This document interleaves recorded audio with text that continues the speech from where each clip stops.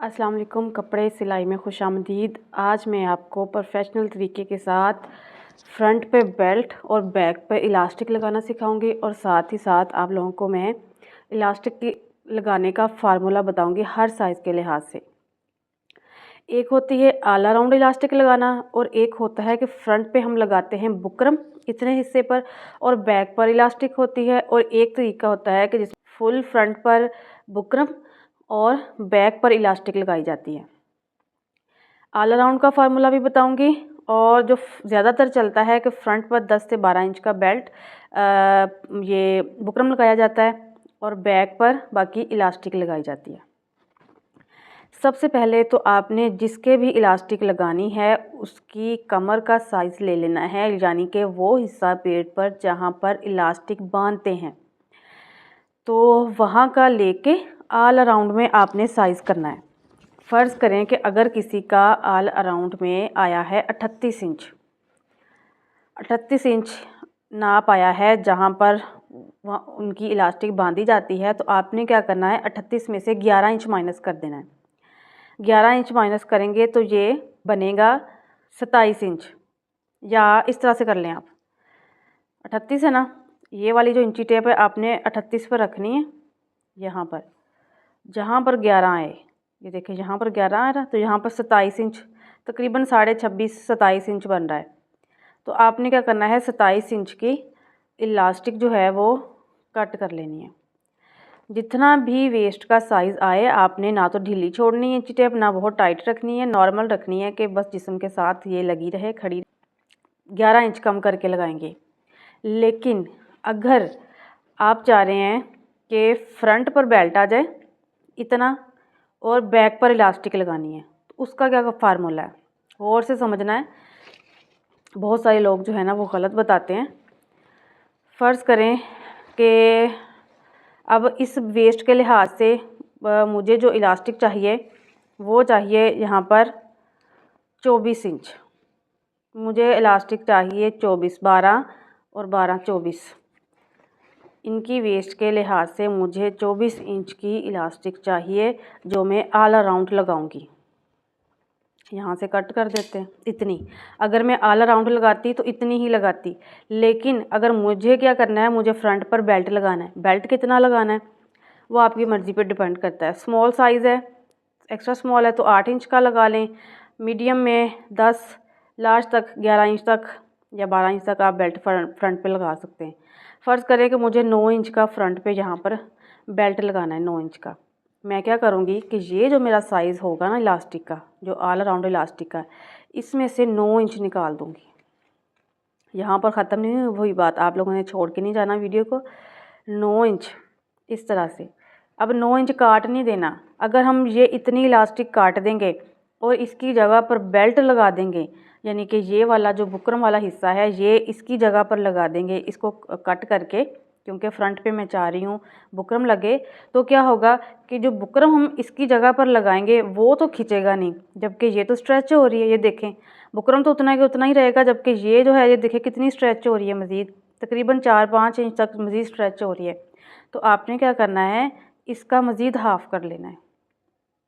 अब मैं इतना कट करूँगी, बस जितना बेल्ट लगाना है फ्रंट पर उतना ही नहीं इलास्टिक कट कर देनी, बल्कि उससे हाफ़ करके आपने ये कट करनी है। अब 9 इंच का बेल्ट कटा था तो यहाँ पर मैं लगा रही हूँ ये जर्मन टफ़, जो ब्रांड्स के कपड़ों में यूज़ होता है। ये बिल्कुल नरम सॉफ्ट, कोई टूटता नहीं है ये कपड़ों में। जो अच्छे टेलर्स हैं, अच्छी जो फिनिशिंग देते हैं अपनी कस्टमर्स को, वो यही बुकरम इस्तेमाल करते हैं। और इसका भी वही प्राइस है जो एक लोकल बुकरम की है, कोई फ़र्क नहीं है। हाँ, वो चूना लगाना चाहें बाज़ार वाले तो अलग बात है कि महंगे दामों बेच दें, लेकिन मैंने उसी साइज़ में ये ख़रीदा है। अभी यहाँ पर सिंगल लगाना चाहें तो भी आपने सिंगल कट कर लेना है 9 इंच का, और मैं यहाँ पर आपको डबल लगाना सिखाऊंगी। इससे क्या होगा कि जब हम पहनेंगे ना तो यहाँ से हमारी वेस्ट फोल्ड नहीं होगी। अब 9 इंच 9.5 कट कर लेती हूँ, क्योंकि थोड़ा सा ना वो सिलाइयों में भी जाना है यहाँ तक, और इलास्टिक के साइज़ से ना थोड़ा सा ज़्यादा हमने कट करना है इसको, 2 पॉइंट।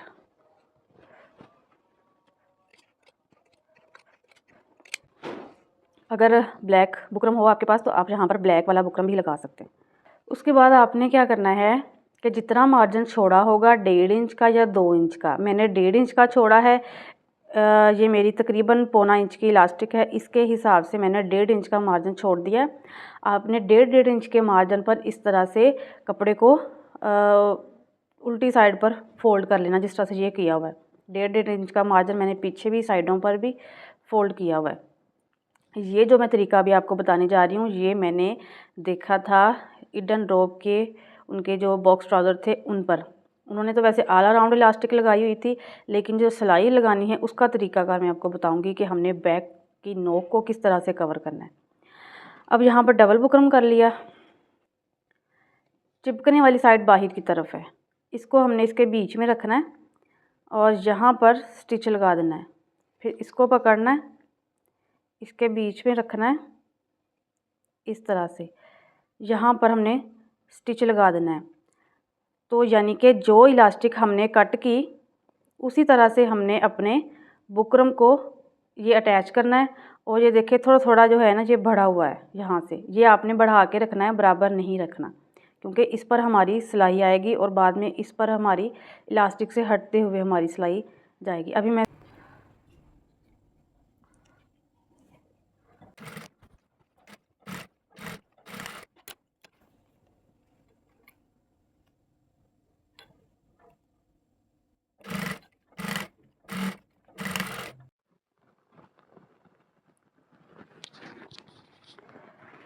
सेंटर करने के बाद ये जो प्लेट्स लगाए हैं ये अंदर की तरफ इनका फेस होना चाहिए, इनका रुख।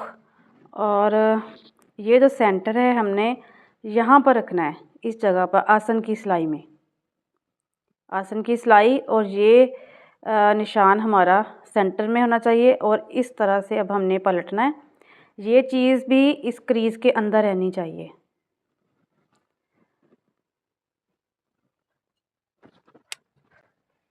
बिल्कुल बीच में अच्छे से आपने रख के ना इसको प्रेस करना है।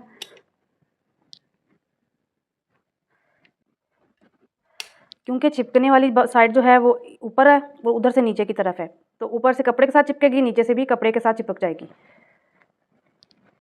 अगर आप पानी का स्प्रे करके लगाएंगे ना इस बुकरम को तो फिर उतरेगा ही नहीं, ये बहुत अच्छे से चिपकेगा।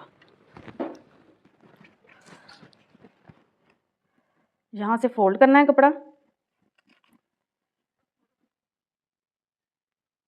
इस तरह से, ये इसके बराबर आना चाहिए। ये जो प्लेट वाली सिलाई है ये इसके बराबर, और ये वाला जो कपड़ा है ना हमारा ये हमने ऐसे अंदर की तरफ फोल्ड करना है और सिलाई जो है इस बुकरम के ऊपर हमने पहले चलानी है।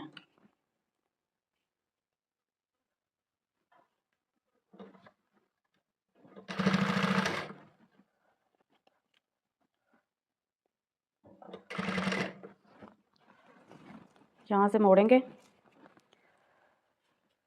थोड़ा थोड़ा उतार लेना है हमने यहाँ से और ऐसे अंदर की तरफ कपड़ा रखना है, बिल्कुल इसके बुकरम के ऊपर, बुकरम नज़र ना आए।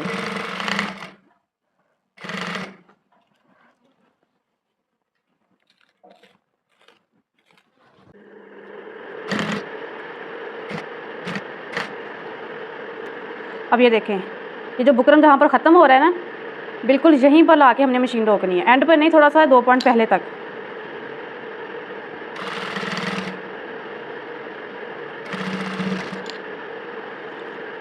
और ऐसे ऊपर की तरफ ले जाना है, फिर से नीचे की तरफ। और अब हमने लगानी है इलास्टिक। ये जो क्रीज़ बिठाई थी ना हमने इस्त्री के साथ, निशान लगाया 1.5 इंच पर, इसके बीच में आपने इलास्टिक रखते जाना है, बाकी का कपड़ा फोल्ड करते जाना है और सिलाई चलाते जाना है। कोशिश करें कि टांका थोड़ा सा आप ना बड़ा कर लें, यानी कि 3 पे कर लें, बहुत बारीक नहीं रहना चाहिए। अभी सबसे ज़रूरी चीज़ जो मैं आपको बताने वाली हूँ, ये देखें, एक ये सिलाई है और एक ये, यानी कि ये एक ही सिलाई ऊपर की तरफ आ रही है। आपने इसको बराबर नहीं करना, बल्कि ये आगे की तरफ आ रही है तो इसको आगे की तरफ ही आने देना है।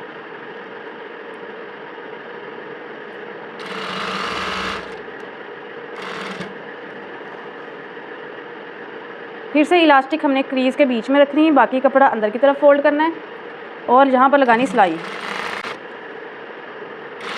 अब हमने ऐसे मशीन का पैर उठाना है, इलास्टिक आगे की तरफ और कपड़ा पीछे की तरफ खींचना है, क्योंकि इलास्टिक हमारी कम पड़ रही है।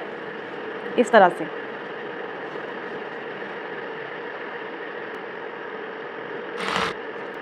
अभी ये हम आ गए हैं बैक साइड की आसन की तरफ, और ये वाला कपड़ा ऐसे बाहर की तरफ हमने निकाल देना है। और ये देखें, ये जो आसन की सिलाई है ये ऐसे आगे की तरफ आ रही है, तो हमने इसको बराबर नहीं करना, इसको ऐसे आगे की तरफ ही आने देना है।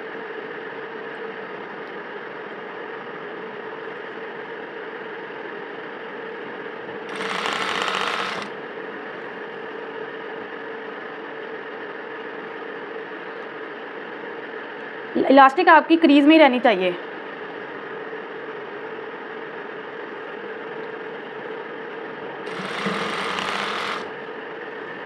अभी हमने फिर से आगे की तरफ खींचनी है, कपड़ा पीछे की तरफ खींचना है।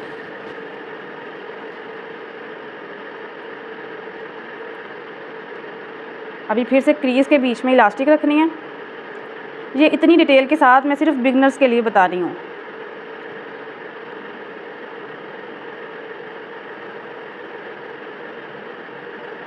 यहाँ पर ना एक चुन आएगी, वो हमने डाल देनी है।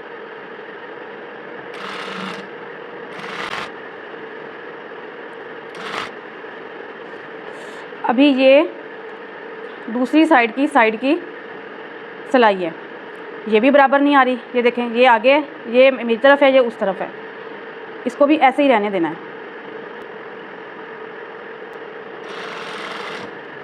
ये जो स्ट्रैप्स हैं ये आपने साइड की सिलाइयों में लाजमी लगानी है। दूसरी साइड पर मैं भूल गई, लेकिन मैं आपको वहाँ पर मैं ना उधेड़ के लगा लूँगी। ऐसे बीच में रखनी है, इस तरह से साइड की सिलाई में आनी चाहिए ये,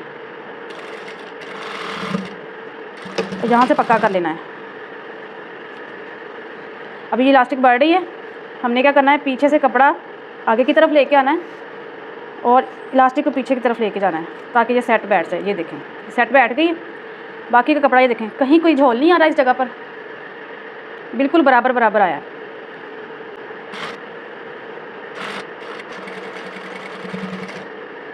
यहीं से ऊपर की तरफ।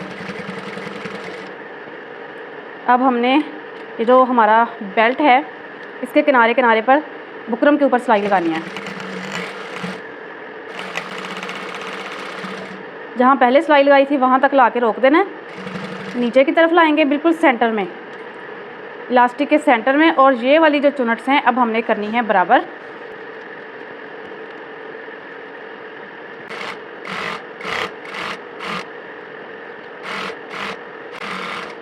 यहाँ तक लाते हुए यहीं से वापस और बाहर निकालेंगे। अभी इसको मैं सीधा करके दिखाती हूँ आपको। ये देखें इस तरह से, ये क्योंकि इसमें मैंने लगाया था वाइट कलर का बुकरम, जो कि थोड़ा थोड़ा इस तरह से कपड़े से बाहर की तरफ ये आ गया है सिलाई की वजह से। ब्लैक लगाएंगे तो नहीं आएगा। और ये हमारी इसकी इलास्टिक की फाइनल लुक है। असल में आपको दिखाती चलूँ, नीचे से अगर मैं बराबर करूँ, इसकी कैपरी की पूरी कटिंग, ये स्ट्रेट पैंट है, इसकी पूरी कटिंग मैंने आपको बताई हुई है। देखें, ये जो मैंने बड़ा रखा था पीछे से उतना ही बड़ा आ रहा है, 2.5 इंच। और ये देखें, ये अब हमारा जो है ये लग चुका है। यहाँ पर एक बहुत ज़रूरी चीज़ मैं आपको बताती चलूँ, अगर तो मैं ऑल अराउंड इलास्टिक लगाती, यानी कि ये वाला बेल्ट फ्रंट पे ना लगाती, तो कितनी इलास्टिक थी मैंने आपको बताई, 24 इंच, 12 और 12 24, इतनी होनी थी हमारी बस इलास्टिक। लेकिन क्योंकि अब हमने फ्रंट पे बेल्ट लगाया है, ये तो खिंचेगा नहीं, ये तो इतना ही रहेगा जितना है, सिर्फ इलास्टिक मूव होगी हमारी, यही खिंचेगी। तो इसमें क्या मज़ीद जो है, ये देखें 12 से आगे ये तकरीबन 1.5 इंच बन रहा है, 13.5।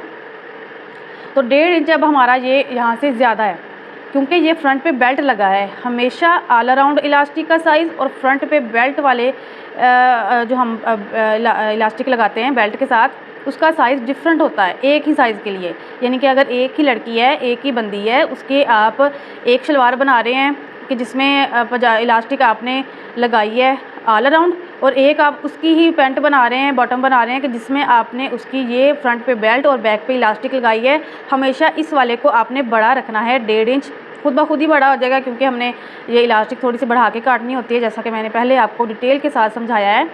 तो ये आना ही चाहिए। ये ना हो कि आपका बेल्ट का ये वाला इस तरह से अगर आप तैयार करें ट्राउज़र को बुकरम के साथ और एक ऑल अराउंड इलास्टिक लगा लें, उनका साइज़ एक जितना ही हो, 12 इसका और 12 उसका ही हो, ऐसे नहीं होना चाहिए। इसका थोड़ा ज़्यादा होना चाहिए।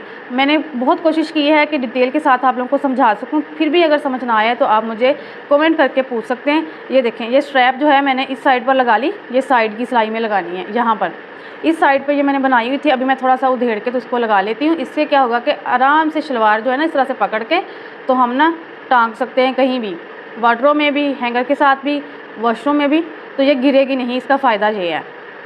मिलते हैं नेक्स्ट वीडियो में, तब तक के लिए अल्लाह हाफिज़।